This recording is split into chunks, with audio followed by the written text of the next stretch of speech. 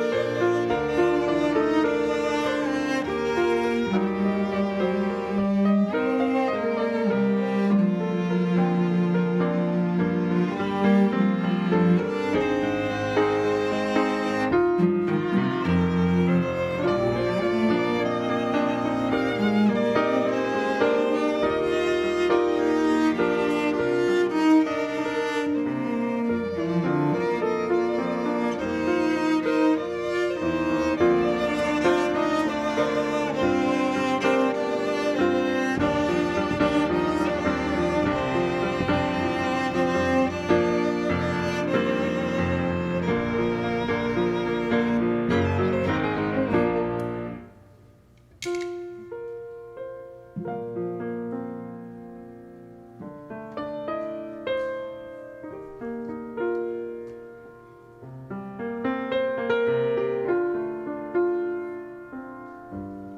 爱的弟兄姐妹，大家平安。在复活节的主日，让我们一起同心来敬拜赞美我们的神。愿神的荣耀与恩典此时此刻就跟我们同在。哈利路亚！我们要一同庆祝救主复活的荣耀。我要邀请大家站立，用心灵诚实来赞美神，来荣耀他的名。大山为我们挪开。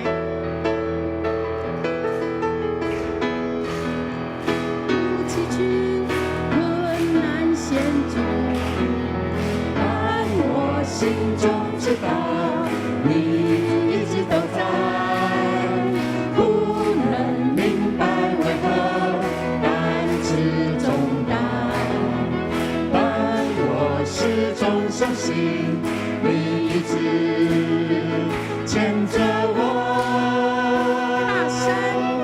大山为我挪开，大海又露出来，我要宣告耶稣，你一直都在，你手上的地方彰显十架大爱。我要大声宣告耶稣，你一直都在。虽然道路崎岖，虽然道路崎岖，困难险阻，但我心中知道一直都在，不能明白为何担子重担，但我始终相信你一直牵着我。大山为我挪开，大海又露出来，我要大声宣告耶稣，一直都在，你手上的地方彰显十架大爱。我要大声宣告耶稣，你的话让我明白，你的话让我明白，你爱我永不更改，你保守我的心怀，紧握你双手。主啊，你的话让我们明白，你的话让我明白，你爱我永不更改，你保守我的心怀，紧握你双手。大山为我们挪开，山为我挪开，大海又露出来，我要大声宣告耶稣，你一直都在，你手上的地方彰显十架大爱。我要大声宣告耶稣，我们一起来大声宣告。我要大声宣告耶稣，再一次，我们大声来宣告耶稣，你一直都在。大声宣告耶稣，你一直都在。我们将掌声归给荣耀的神，哈利路亚！感谢赞美神，你以永远的爱爱我们。大山可以挪开，小山可以迁移，但是你的慈爱永不离开我们。感谢主，这是一个荣耀的时刻，一个充满荣耀的盼望，因为主耶稣基督战胜死亡的权势。谢谢主在十字架上为我们舍命救赎，赐给我们无比的爱跟恩典。我们要张开双手来领受。每滴宝血为我而流，每滴宝血为我而流，每个心法为我承受，恩典如海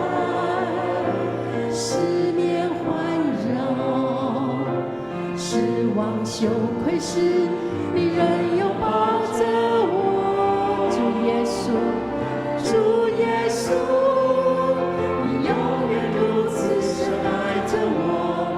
世界上灵魂的手告诉我，你永不放弃我。主耶稣，你永远如此深爱着我。无论是生命或死亡，痛苦患难逼迫，都不能叫我与你爱和美的宝血为我们而流，美的宝血为我而流，爱的刑罚为我承受。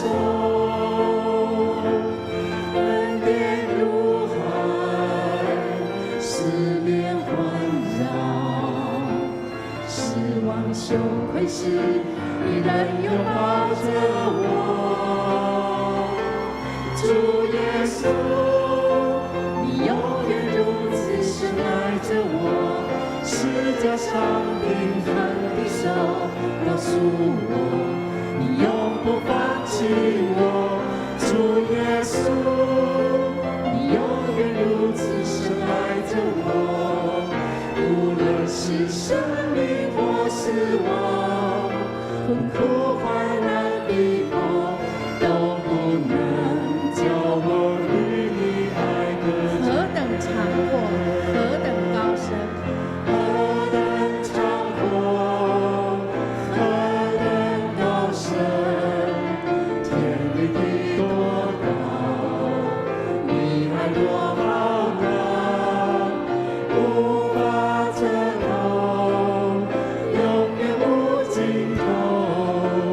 我要张开双手主啊，来你的领受。爱何等长阔，何等长阔，何等高深，天地的多高，你爱多浩大，无法测透，永远无尽头。我要张开双耶稣，手来你永远领受如此深爱着我们。主耶稣，你永远如此深爱着我。世界上平衡的手告诉我，你永不放弃我。主耶稣，你永远如此深爱着我。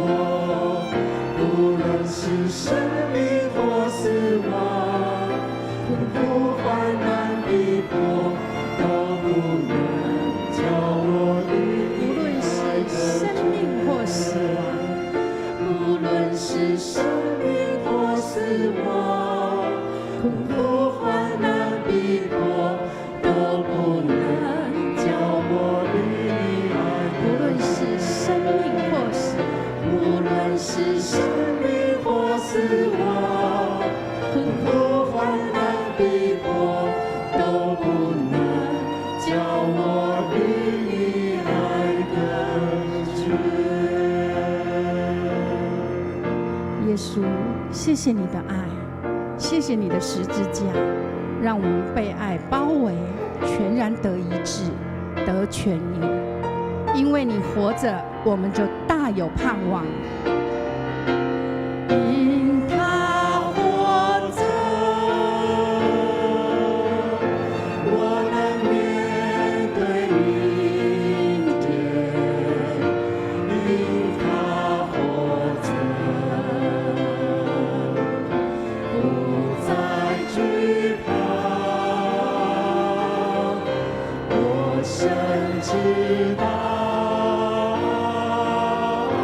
他掌管明天，生命充满了希望，只因他活着。神才爱子，神才爱子，他名叫耶稣，他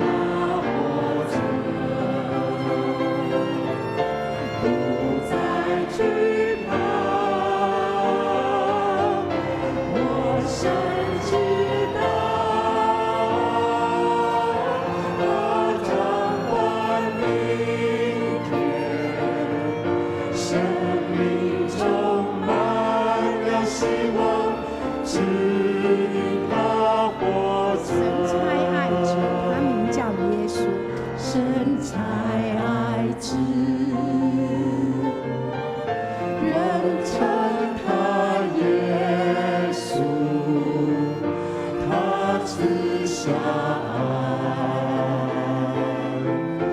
医治宽恕，死里复活，是我的自由。那空坟墓就是我的救地。我们的神永远活着，因他活着。因他活着，我能面对明天。因他活着，不再惧怕。我深知道，他掌管明天，生命充满了希望。我们再一次用信心来宣告：因他活着。因他活着，我能面对明天。因他活着，不再惧怕。我深知道，他掌管明天，生命充满了希望，生命充满了希望生命充满了希望，是因他活着。将最大的掌声归给我们的神耶稣，你活着。我们一起来祷告。爱我们的天父上帝，你是荣耀的神，是创造天地的主，唯有你是配得称颂与赞美。感谢你将你的爱子耶稣基督赏赐给我们，使我们领受你的丰盛与恩惠。主啊，你是如此的疼爱世上每个人，我们为自己可以成为你的儿女，向你献上感谢。主啊，你的复活带给我们盼望，使我们虽然经过各种患难困苦，我们也不至于被击倒，我们也不至于绝望。今天我们重新把自己奉献给你，做你国度的器皿。愿我们每一个人都能经历你复活的新生命，与你同行，并去经历你那无限的大能。主啊，我们也要为着台铁太鲁阁号列车出轨意外来献上祷告，求耶稣的怜悯跟安慰临到每个罹难乘客的家属。愿神的爱扶持他们前面的道路，也医治人在抢救中的人，赐下楚天的平安。愿耶稣的爱成为最大的力量，在黑暗中赐下极深的安慰。也愿耶稣的平安在你的宝血遮盖下，保守台湾满有你的平安与同在。我们祷告不完全，我们要用你教导的主导文同声开口祷告。我们在天上的父，愿人都尊你的名为圣，愿你的国降临，愿你的旨意行在地上，如同行在天上。我们日用的饮食，今日赐给我们，免我们的债，如同我们免了人的债，不叫我们遇见试探，救我们脱离凶恶。因为国度、权柄、荣耀，全是你的，直到永远。阿们。各位弟兄姐妹，大家请坐。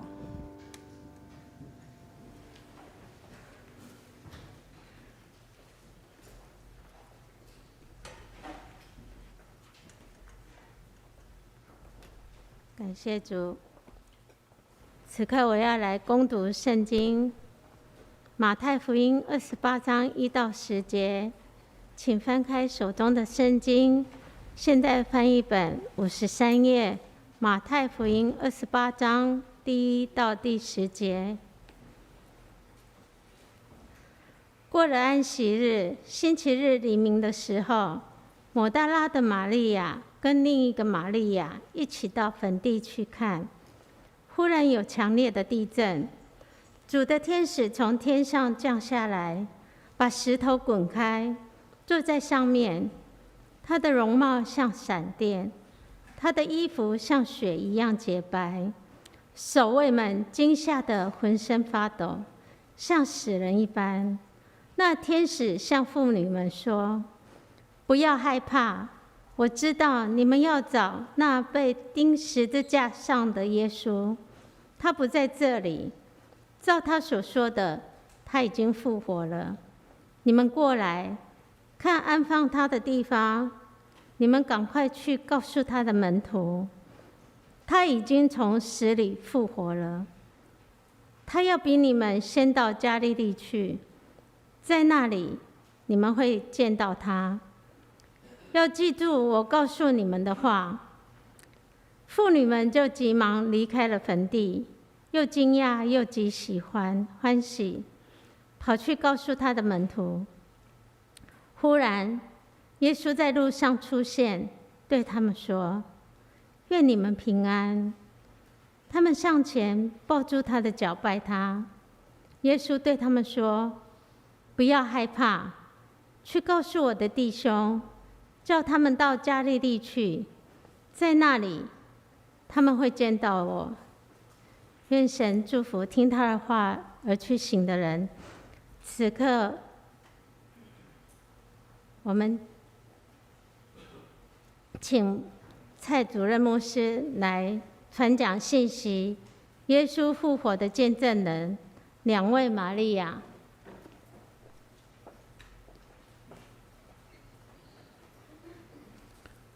弟兄姐妹，大家平安。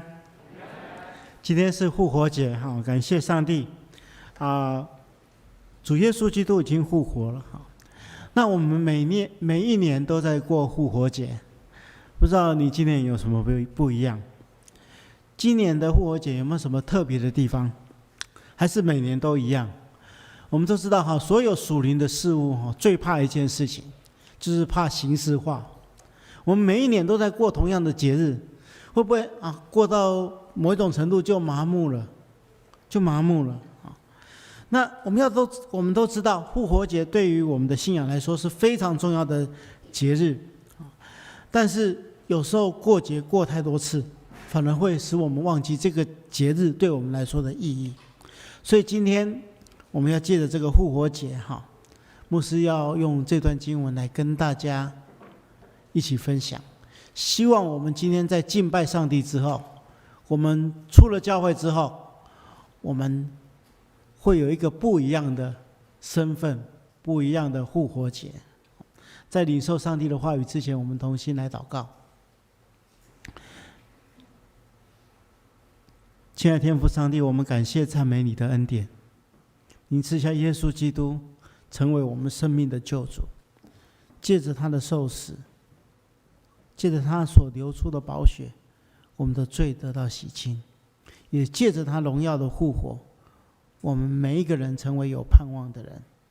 主，我们为此献上我们的感谢。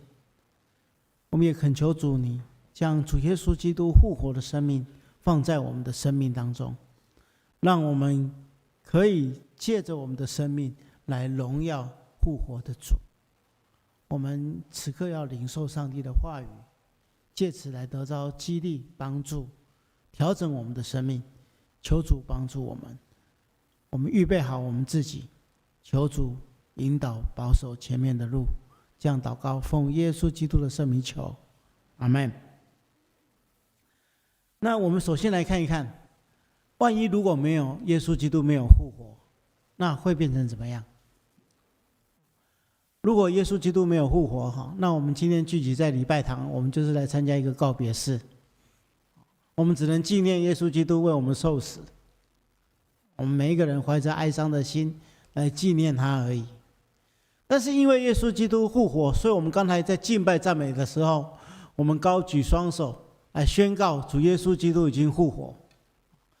如果耶稣基督真正复活，我们就要在我们生命当中展现出来。如果没有复活的话，那我们今天每一个人出去的时候，每一个人都会领一条毛巾，因为我们参加告别式嘛，要擦眼泪，怀念耶稣。但是因为耶稣基督复活，我们待会出去，没有出去我们坐在里面的时候，我们就会请我们的同工来分，每一个人都拿一个复活节的彩蛋，宣告耶稣基督已经复活了。那如果没有复活的话，保罗说，如果没有复活的话，我们基督徒是最可怜的。他说，基督若没有复活，你们的信仰就是幻想，你们仍然迷失在罪中。这样的话，死了的基督徒都算是灭亡。如果我们信基督的人只在今生有盼望，那我们就比世界上的人更可怜了。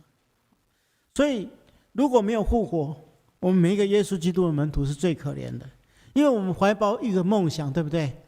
但是梦想如果破灭，比没有梦想更可悲。但是感谢主，确实有复活，主耶稣基督已经复活了，我们都是有盼望的人。我们都知道，前几天发生了火车的事故，有许多人因为这个意外而死亡受伤。我们除了为了受伤的人祷告，为了失丧的人的家庭来代祷之外，其实这个事件也提醒我们，我们生命当中有许多的不确定性，有许多的不确定性。如果没有一个复活的主带给我们盼望，我们人生是很可怕的。但是感谢主，我们有耶稣基督从死里复活，带给我们真正的盼望。那我们首先来看第一个复活节是怎么样的。第一个复活节是我们刚才所读的经文当中所记述的，就是耶稣基督在受苦、受死、埋葬了之后的第3天，当时有一群妇女，她们就是抹大拉的玛利亚，还有另外一个玛利亚。那其他福音书记载还有约亚娜跟撒罗米，她们这群妇女，她们怀着悲伤的心，到耶稣基督的坟墓，她们预备了香膏，要替耶稣抹上这个香膏。这是犹太人的习俗，就是为了死去的人在坟墓当中来抹上香膏。他们心里面非常非常的悲伤，非常非常的痛苦，因为他们所爱的耶稣基督已经死了。但是当他们到达这个墓地的时候，突然间地大震动，主的使者从天而降，将那个墓前的那个大石头滚开。那这种情况使罗马政府派来看守耶稣基督坟墓的这些士兵吓得魂不附体，如同死人一般。这时候天使对妇女说，不要害怕，我知道你们是寻找那钉十字架的耶稣，他不在这里，照他所说的，他已经复活了。然后他引导他们进入那个坟墓里面，看到一个空坟墓，他说，你们来看安放主的地方，现在已经没有主的尸体了，因为耶稣基督已经复活了。这群妇女们急忙了就跑离开坟地，他们心中很惊讶又欢喜。我们可以想象，如果你是这群妇女的话，这是一个多么奇妙的转变。原本是要去扫墓的，就发现耶稣基督的尸体已经不见了，然后天使告诉他们说耶稣基督复活了，所以他们又高兴又欢喜，但是心里面不免有一丝怀疑，他们要赶快跑去告诉门徒。突然间在路上耶稣就出现了，耶稣对他们说，愿你们平安。这时候不仅仅没有看到那个耶稣基督的尸体，他们看到了复活的耶稣基督，而且对他们说，愿你们平安。他们就上前去抱住他的脚拜他，然后耶稣告诉他们说，你们不要害怕，去告诉我的弟兄，叫他们先到加利利去，在那里他们会见到我。这就是第一个复活节所发生的事情。我们发现这群妇人这群妇女就是第一批复活的见证人。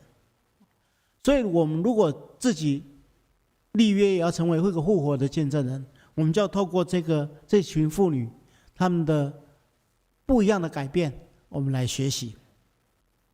首先第一个我们要理解，我们要特别注意，当这群妇女她们听了天使的话，她们的身份马上改变，立刻从一个扫墓者，一个悲伤的扫墓者，成一个充满生命力的一个复活的见证人。因为他们听到这个消息之后，他们要马上将所看见所听见的主复活的好消息告诉11个使徒跟其他的人。对他们的来说，主复活是他们心中的事实。他们不仅看到一个空的坟墓，他们在路上还碰到复活的耶稣基督，所以他们马上采取行动，要去报扬这个好消息。现在弟兄姐妹，如果我们真相信耶稣复活，我们的身份也要转变了。我们不只是在这边赞美上帝说主耶稣基督已经复活了，而是我们出去了之后，我们要成为一个复活的见证人。如果我们仔细的去查考圣经当门徒知道主耶稣复活之后，他们就领受了一个使命，就是马太28章，我们刚才所读到第10节，对不对？我们如果继续读下去，在18节到20节的地方，主耶稣复活的耶稣基督亲自对他们说：你们要去，使万国万民都做我的门徒，奉父子圣灵的名给他们施洗，并且教导他们遵守我所给你们一切的命令。记住，我常常与你们同在，直到世界的末日。如果我们继续看使徒行传，我们就会发现这群门徒们，他们开始往各地去做见证传福音，从耶路撒冷到犹太全地，到撒玛利亚，一直到地极，福音不断的借着这些见证人扩展出去。因为他们的见证，今天坐在这个礼拜堂的你我们才有机会听到福音啊。所以在复活节的时候，我们应该思考如何继续为主做见证，成为主复活的见证人。那要成为复活的见证人有几个非常重要的要素，我们从这批妇女们来学习。牧师要跟大家分享内在的跟外在的因素。首先第一个，要成为复活的见证人的第一个内在的因素是，我们内在要充满平安刚才的经文当中当妇女们知道主从死里复活的信息之后，心里面是一方面害怕，一方面又欢喜。他们急忙要将这个令人震惊的消息报告给门徒。结果他们在路上就遇到了耶稣基督。耶稣基督开口对他们说的第一句话就是说：愿你们平安，愿你们平安。这个对这群妇女来说是一个多么宝贵、多么令人心安的话语，因为他们亲眼已经看到主真的复活了，他现在正向他们显现，并且用所应许的平安问候他们。他们一定回想过去，主曾经应许说：我将平安留给你们，我所赐的平安不像世人所赐的。耶稣也说什么？在世上你们有苦难，但是你们可以放心，我已经战胜了世界。也就是说，他们自己去经历到原本是充满了悲伤、充满了不安的情绪之下，看见复活的主祝福他们平安，知道即使这个世界再大的苦难，耶稣基督都可以带给我们真实的平安，在他里面有真正的平安。所以亲爱的弟兄姐妹，我们要去反省，如果你要成为一个主复活的见证人，你心中如果没有平安，你怎么成为见证人呢？保罗也告诉我们说什么？说应当一无挂虑，只要凡事借着祷告祈求和感谢，将你们所要的告诉上帝，上帝所赐出人意外的平安，必在基督耶稣里保守你们的心怀意念。所以耶稣基督所带来的平安，不是跟世界的平安不一样，它是因为耶稣基督复活在我们生命当中，我们产生了这种真实的平安。如果信耶稣信的不平安，如何去做见证？我们知道台湾是一个充满禁忌的一个地方，一个国家，有很多禁忌去束缚人的心，让人心没有平安。让我们每一个耶稣基督的门徒，我们一定要带来平安，并且要将这样平安的信息分享出去。一个连死亡都可以战胜的上帝，当然可以带给我们真实的平安嘛。所以我们内在要用平安来做见证。那外在呢？平安的外在表现就是什么？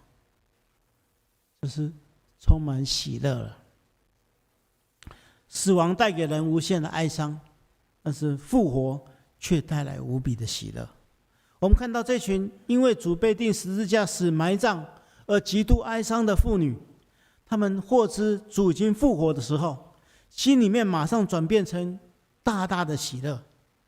他们要将这个复活的消息，这样喜乐的事情，跟其他的人生命分享。所以亲爱的弟兄姐妹，如果你没有喜乐的话，你怎么去跟人家分享福音的信息？我们总不能垂头丧气、忧忧愁愁的跟人家说：“哎，你要不要信耶稣啊？他是又真又活的上帝啊！”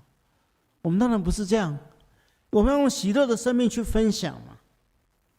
保罗也说什么？你们要因为跟主连结而常常喜乐。我在说，你们要喜乐。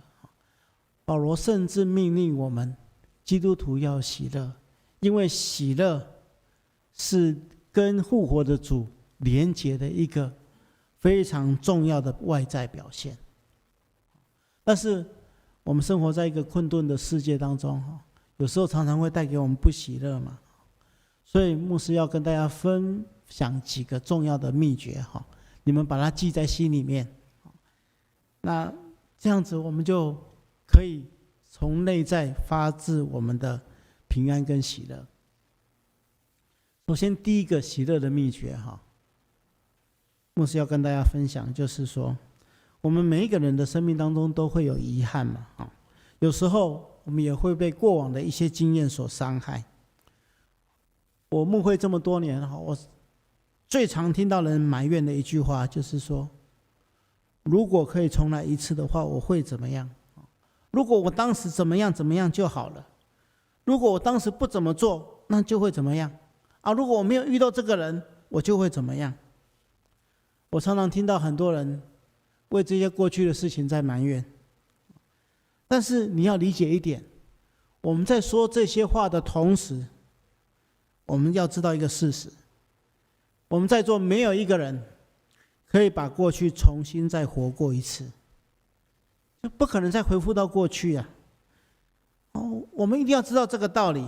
但是虽然知道这个道理，还是有很多人想不开啊，就一直沉溺在过去的悔恨当中，沉溺在过去的后悔当中，沉溺在过去的怨恨当中，以至于我们受到过去的事情的束缚。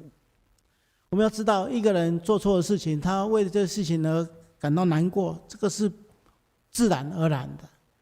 但是如果长期都活在悔恨跟伤害当中，忧愁就永远与我们如影随形，就得不到喜乐。所以要常常喜乐，请大家一定要记住一点，过去一些事情我们真的没有办法改变，但是你要理解，耶稣应许要带给我们丰盛的生命，所以千万不要让过去的悔恨伤害阻碍你迎接耶稣基督要带给我们的祝福。在圣经当中，我们看到有一个人很悔恨，对不对？出卖耶稣的犹大，后来他结束他的生命，一切都没有办法挽回。有另外一个人是谁？保罗。保罗原本也应该是一个非常悔恨的人，为什么？他破坏上帝的教会，他破坏许多的基督徒，甚至残害很多人的生命。如果他永远都在那个沉溺当中啊，我过去怎么会做这么不好的事情，一直在后悔当中走不出来，那他就不能完成上帝给他的使命嘛。所以他决定不要受到这些事情的束缚，他决定往前看，往上帝为他所立的标杆去奔跑。他没有活在过去的悔恨，所以他生命当中充满了盼望跟喜乐。所以千万不要对过去的事情过度的悔恨，而受到他的束缚。那我们讲完了过去，接着牧师要帮助大家来面对生命的另外一个部分，就是未来。如果你要现在活得喜乐，你就是必须卸下对于未来的忧虑了，因为你没有办法改变过去，同样你也掌握不了未来。忧虑烦恼对于未来一点作用也没有。保罗告诉我们要常常喜乐之外，也要借着祷告、祈求跟感谢，把我们的未来交托给上帝嘛。因为上帝是掌管一切的神嘛。我们都听过一首诗歌，我知谁掌管明天嘛。我们都不知道明天会变成怎么样，但是我们知道上帝掌管着明天，所以我们将未来交托在上帝手中，我们就对于未来一点也不担忧，不要让忧虑侵蚀我们的生命，夺去我们的喜乐。讲完过去，讲完未来，接着我们要面对生命的第三个部分，就是现在。我们要得到喜乐的秘诀，就是要努力的活在现在，把握现在的每一时刻。所以保罗说他活着非常有意义啊，为什么？因为他可以为着信徒活着，为着信徒的灵命活着。他借着他的分享福音，拯救更多的灵魂。他努力的活在现在，所以他生命充满了目标，充满了盼望。他知道上帝要他做什么，而且他也可以享受现在上帝所给予他的一切。所以亲爱的弟兄姐妹，看看你的四周，有很多跟我们一起在这里敬拜的弟兄姐妹。上帝要我们在此刻彼此相爱，借着彼此相爱，互相扶持，去享受在上帝所赏赐的这一个时刻给我们，并且我们可以利用这个时刻，努力的为着耶稣基督而活，借着我们生命的见证，来带给许多人更多的盼望。我们要对现在要把握，努力的活在现在。第四个秘诀就是对于物质要知足了。有很多人不喜乐，就是因为他永远都被自己的欲望所控制，欲望成为无底的深渊，就把我们的生命带到困境。保罗说他在任何的环境当中都学会感谢，都学会知足，因为他深知上帝会供应他足够的一切，神的恩典够他用。即使面对患难困苦，他也相信这世上没有一件事情可以将耶稣基督的爱与他隔绝。所以他对现状非常的满足，借着知足去享受我们已经拥有的，而不会去看我们所没有的，我们就会觉得我们的生命充满了丰盛的恩典。所以对过去不悔恨，对未来不担忧，对现在要把握，对于物质要知足，这会带给我们生命充满极大的喜乐。借着这种外在的喜乐的表现，我们的生命就充满了活活的见证。愿上帝帮助我们。最后一点也是最重要的，就是我们要成为一个复活的见证人，我们就是要效法耶稣。保罗在腓立比书的第2章第5节开始这样说：你们要以基督耶稣的心为心，他原有上帝的本质，却没有滥用跟上帝同等的特权。相反的，他自愿放弃一切，取了奴仆的本质，成为人，以人的形体出现。他自甘卑微，顺服至死，且死在十字架上。保罗勉励我们要注目的去看复活的耶稣基督的样式，以耶稣基督的心为心，以耶稣基督的爱心去爱上帝，去爱人，去见证复活的主就活在我们的心中。所以，亲爱的弟兄姐妹，牧师是何等希望我们今天在这边成为一个敬拜的人。当礼拜结束之后，牧师祝福你们，这个不是礼拜结束哦，而是另外一个新生命的开始。我们打开门出去之后，我们就借着我们生命内在的平安、外在的喜乐，来证明耶稣基督就活在我们的生命当中。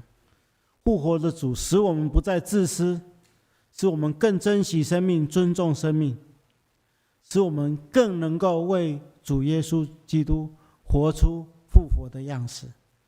愿圣灵帮助我们，愿上帝引导我们，同心来祷告。亲爱的主，我们感谢赞美你的恩典，谢谢你借着你的话语再一次帮助我们，引导我们前面的道路，保守眷顾我们的心灵，让我们用内在的平安、外在的喜乐，让我们跟随着主耶稣基督的脚中行，让我们活出复活的生命，用我们的新生命来为主做见证。祷告奉耶稣基督的圣名求，阿们。我们用一首诗歌来回应上帝的话语，因他活着。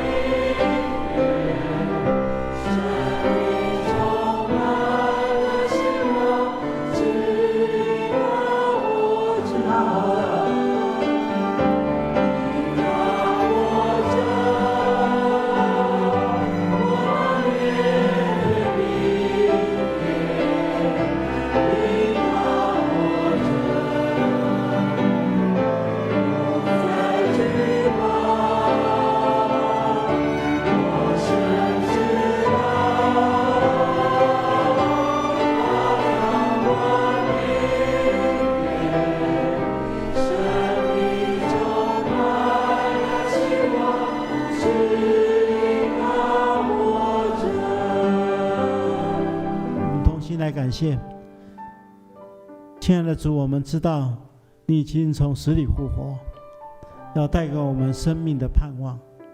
主啊，我们将在座所有弟兄姐妹全然交托仰望，求主赐下复活的新生命在我们的生命当中，让我们可以用复活的新生命来荣耀你的圣名，并且带给更多人祝福。求主帮助我们，奉耶稣基督的名祷告，阿们。请坐。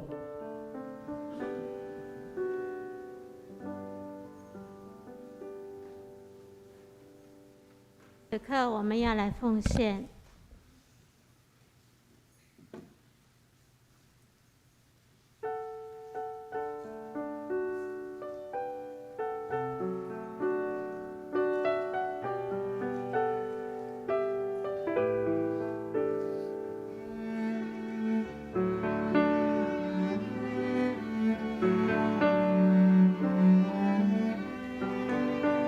我们请11楼的弟兄姐妹们，如果要奉献，请你们到10楼下楼来奉献。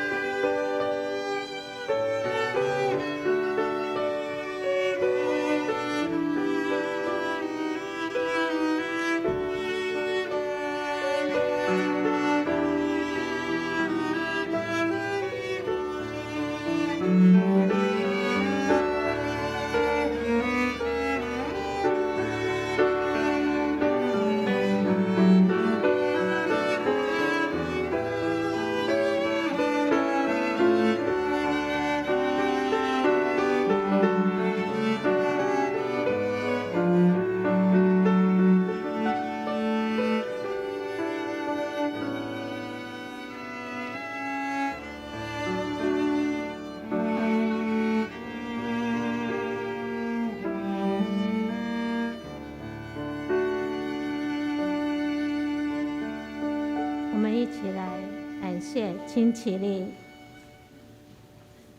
亲爱的父神，我们感谢赞美你，你的恩典够孩子们用。此刻我们献上我们自己，完全的摆上，也将我们的金钱奉献在神你的面前，为神你所使用。祝福我们教会所奉献的金额，可以帮助世上更多的人，也帮助这个社会的百姓。孩子，感谢赞美你，都是奉靠主耶稣得胜的名。阿们。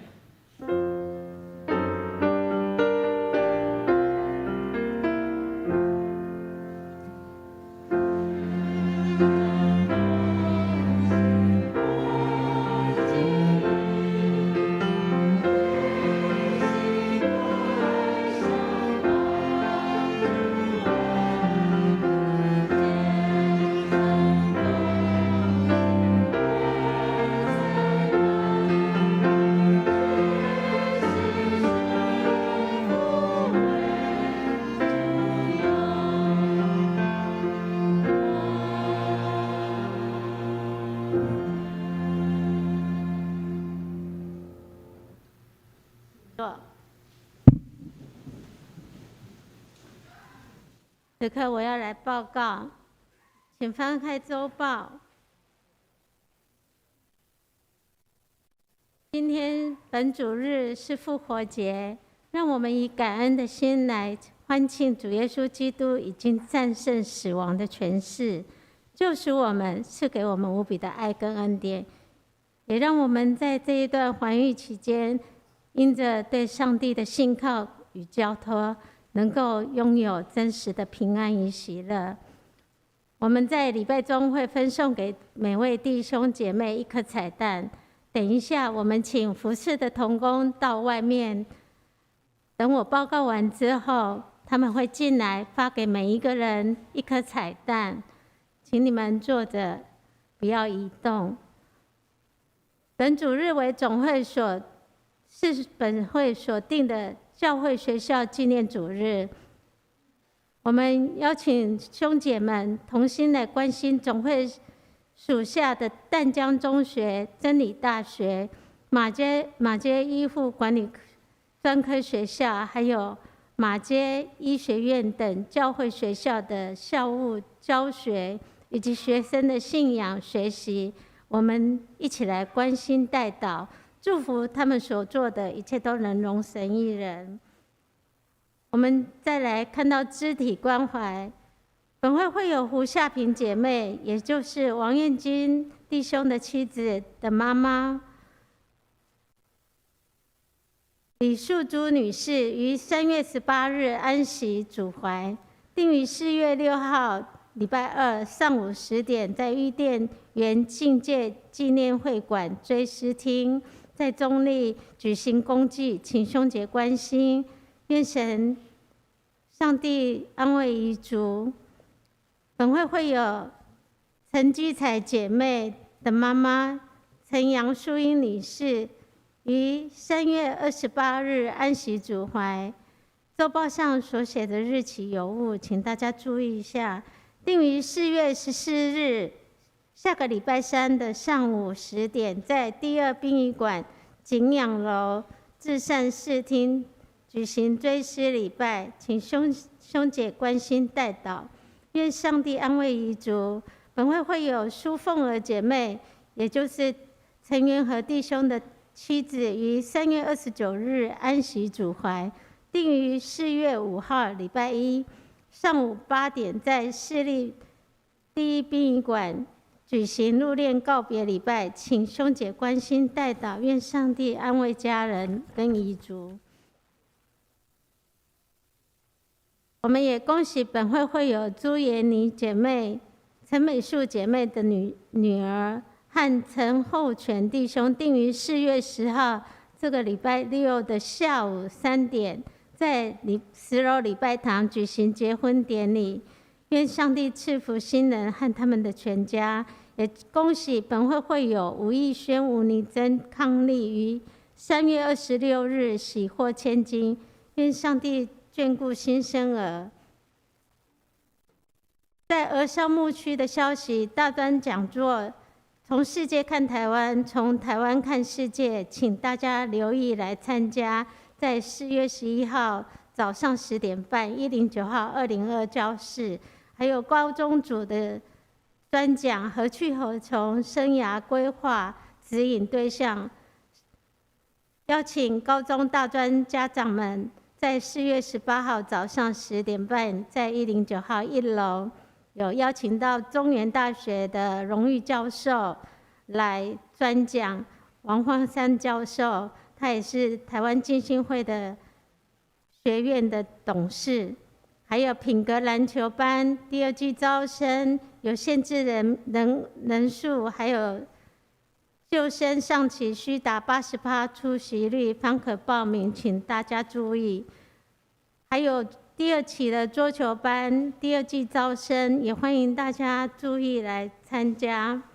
英语牧区有多益英语加强班，有需要的人可以去报名。也在我们教会有牛埔庄各类的训练，还有敬拜团的甄选，有意参加的人可以注意时间来参加。等一下有一个中保的为他们祝福，牧师为他们祝福祷告。等一下我们先发彩蛋，请大家做好之后，我们发完彩蛋不要动。好，请进。今天是复活节，感谢神赐给我们新的生命。我们带着彩蛋，代表我们也跟着主一样，同死同复活。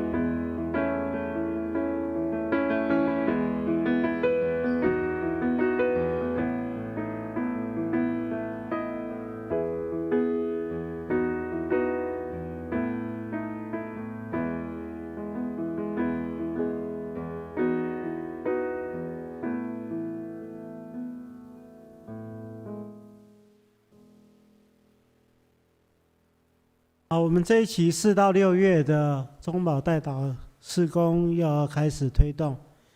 那我们有新的中保代祷，新的中保代祷者要在这个时候来誓约。我们请在这一堂当中有的中保代祷者，请起立来到前面。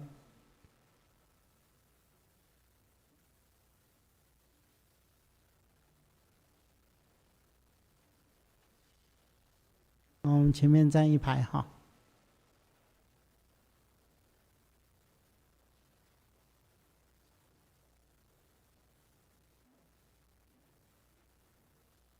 这些站在上帝以及众人面前的中保代祷者，你们要接受这个职务，你们当诚实的应答牧师所问你们的。首先，你们是否愿意接受上帝的赐福差派，委身在中保代祷事工，担当祷告的使命跟责任？你们是否愿意如此做？你们是否愿意彻底遵守中保的祷告的时间，也就是说，你们跟上帝立约的时间，并且在这个期间当中愿意终心参与？你们是否愿意如此做？愿意。你们是否愿意遵守在祷告室里为教会事工以及个人代祷的事项，单单只跟上帝沟通？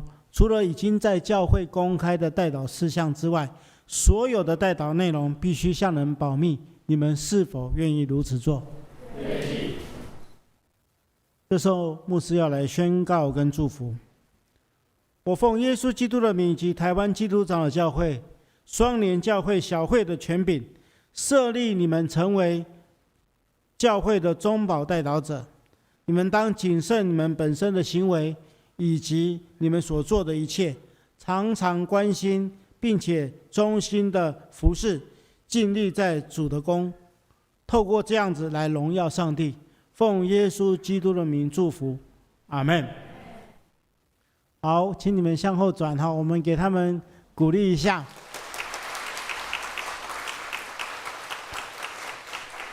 他们为了我们的需要来教会当中服侍，我们也可以参与。就是我们如果知道任何需要祷告的事工或是人的需要，我们写在代祷卡上面，这些祷告的同工就会在祷告室里面为这些事情献上祷告。那我们一起来成就上帝的心意。再一次谢谢他们，我们鼓掌，谢谢。好，请回座。这时候我们一起起立来唱祝福的歌。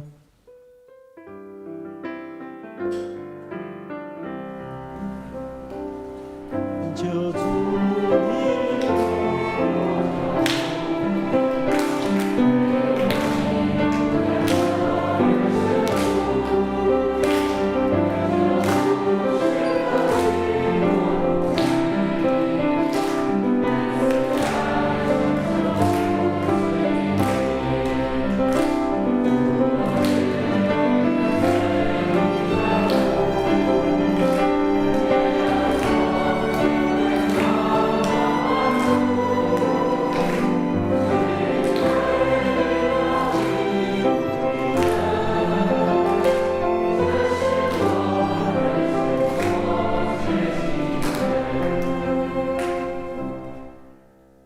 愿复活的主耶稣基督的恩典、天父上帝的慈爱、圣灵的感动、扶持与相通，与你们同在，直到永远。